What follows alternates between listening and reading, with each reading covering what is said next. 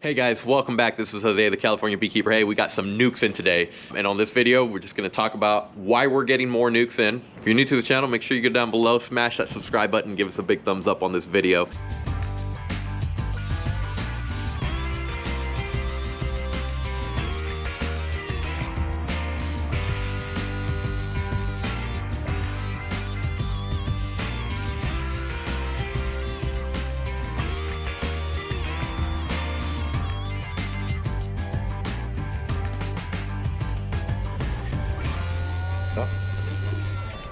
Cut.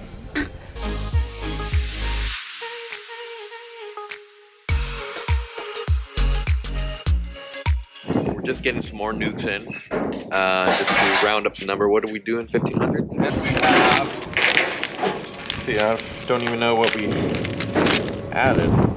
292 additional nukes just to get us up to that 1,500 mark. To make up for all the loss that we got from the bear damage. So we got to get these ready, prepped up ASAP. You can see we got the other ones done. These, we knocked them down in one day. So we spray painted all of these so you don't get that paint gluing these things shut. So that's a cool little thing that we've kind of figured in-house on how to not make them stick. With the airless air sprayer, that works out great. So it's fast, it's easy, and bada bing, bada boom. This is what I found when I'm doing the airless sprayer. So there's two settings. There is a high pressured setting and then the lower pressure. If you have it on the lower pressure, you're gonna get more paint coming in and sticking. So it's gonna just roll down. But when you go put it in the highest setting, more pressure, you have to give it a quick pass. And that quick pass, just, you can see some of them didn't get the full paint going so fast, but you know, it's not a big deal. The point is to at least get a decent coat on them, just to protect them from the sun. For the most part, they do hold up fairly well in the sun, but it's important to paint them. And that's why, ooh, this one got stuck a little bit. So, yeah, but that's not bad. As far as rolling them, a lot of commercial guys, they roll them. They'll have, 20 ladies and they're just rolling these things all day. And that's the problem. They have to take all these things off. All the doors, all the lids. To us, that's just, takes a lot of time. So these are painted. We just used an off-white. And I mean, even the ones that stick slightly, it's nothing compared to what we experienced last year. Last year, we were ripping them up. Just, they would glue on and you'd get the styrofoam right here and it just ripped. I mean, this thing sets. So what we were having to do last year is paint them, and then we'd had to take off the lids or make sure that they weren't connected. All the doors were already moved. So that worked out great this year. So we've learned how to do it. And if you are even a commercial guy, this is the way to do it. So the next step on these ones, Kelly and I were gonna get some spray bottles, water down the paint a little bit, and just start squirting them. And the reason why we squirt them is just because we like to make sure that every nuke is different. Now there's a lot of guys that will do simple things and they don't even paint them. They just run spray cans in different colors, X's, lines, and that works. But when you do the spray bottles, at least, it's not gonna be the same. Everyone's gonna be different, and you can move them however way you want them. I'm gonna go, that's what I'm gonna do. But the point is to make every nuke different. Last year we didn't do the spraying. No reason why we didn't, we just didn't get around to it. We were scrambling to get these things done and rolling. This year we are gonna spray paint or squirt even the old ones. The old ones, you can see them there in the background. We might even get some of the old colors incorporate into these. We have so much stuff that's damaged, but so much stuff that we salvaged. We have bags full of this stuff. So let me show you some of the stuff that, this is just a snippet of the stuff that got damaged. Just little things like this that we just can't use.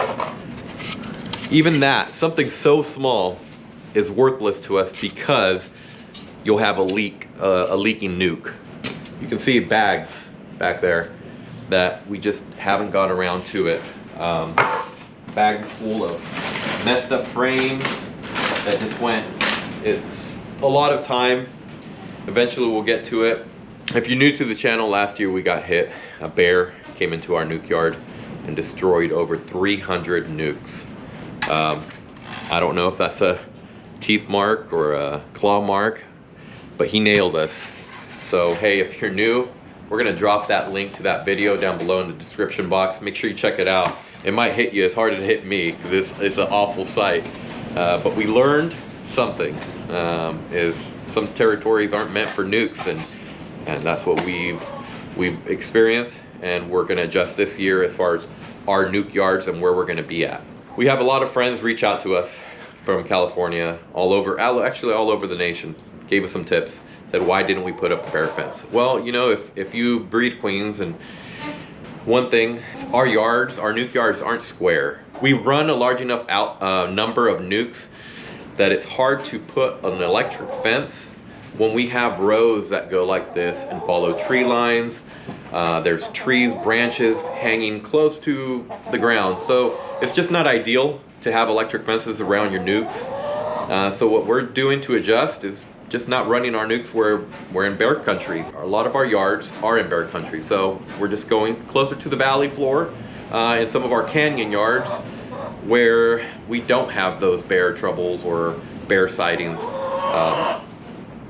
Right here is about, I believe the number is 671 nukes here in this wall. These are all cleaned out, ready to go. And this is just one little thing. As I was cleaning, I was just doing little marks. But it's details like this that matter to us.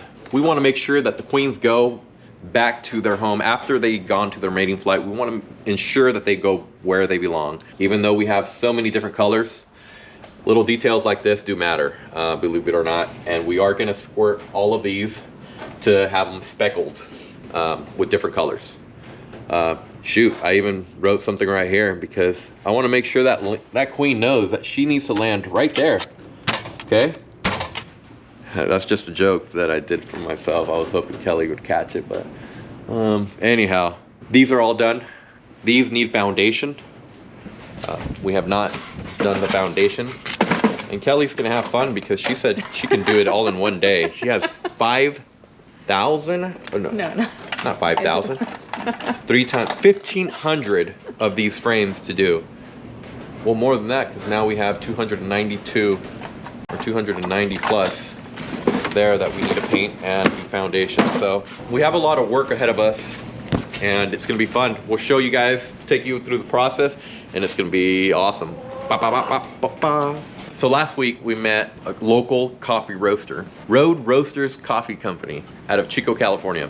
Reached out to him on social media. I asked him, hey, do you by chance have coffee burlap sacks? And he said, yeah, I have a few. He started collecting some of these sacks for us, these burlap sacks that are right here. And yeah, we just bartered, gave him some honey. He brought us some burlap, and we met some really cool people, a local business here from Chico. So yeah, Scott from Road Roasters brought us over these sacks. These sacks work great. And what's awesome about this is that it works for the bees. He was telling me, hey, I'm really happy that you're able to use it. And he asked me why or how it works. What does the burlap do and what does the smoker do? It was fun chatting with them as far as telling what we use it for. And reach out to your local coffee shops, guys.